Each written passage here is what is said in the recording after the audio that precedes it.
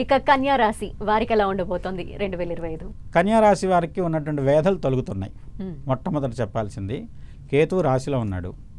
అది మే నుంచి కేతు వచ్చేసేసి రాశి మారి సింహరాశిలోకి వెళ్తాడు. సప్తమంలో ఉన్నటువంటి రాహు, దానివల్ల కొన్ని పనులు అయినాయి, ఫలితం రాలేదు.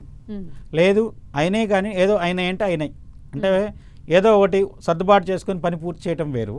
సంతృప్తిగా నన్ను ఒక రకమైన గొప్ప విజయవంతమైనటువంటి కార్యక్రమాన్ని ముగించినా కూడా దాని ఫలితం లేని కారణం చేత నిస్పృహతో ఉన్నటువంటి పరిస్థితుల్లో వీళ్ళకు ఒక రకమైనటువంటి కొత్త ఉత్సాహం వస్తుంది.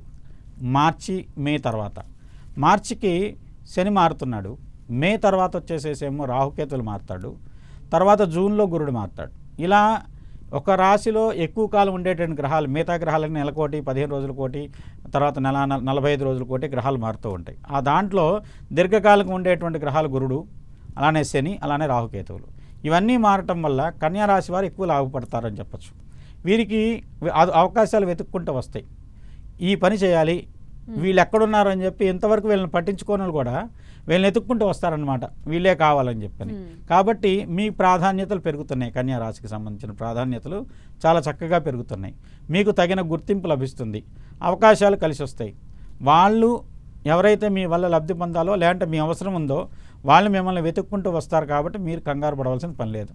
సో మీరు అనుకున్న దానికంటే మంచి ఫలితాలు వచ్చేటువంటి సంవత్సరం 2025 సంవత్సరం మీకు ఉజ్వలమైనటువంటి చాలా మంచి భవిష్యత్తు ఉందని చెప్పచ్చు. కొత్త వ్యాపారాలు ప్రారంభించవచ్చు, కొత్త భాగస్వామ్యాలు ప్రారంభించవచ్చు. అదేవిధంగా వచ్చేసి కొత్త ప్రణాళికలు కానివ్వండి, ఉన్నదాన్ని అభివృద్ధి చేయడం కోసం ఎక్స్టెన్షన్స్కి వెళ్తుంటారు చాలా. అలాంటి వాటికి అనుకూలమైన కాలం కింద చెప్పచ్చు.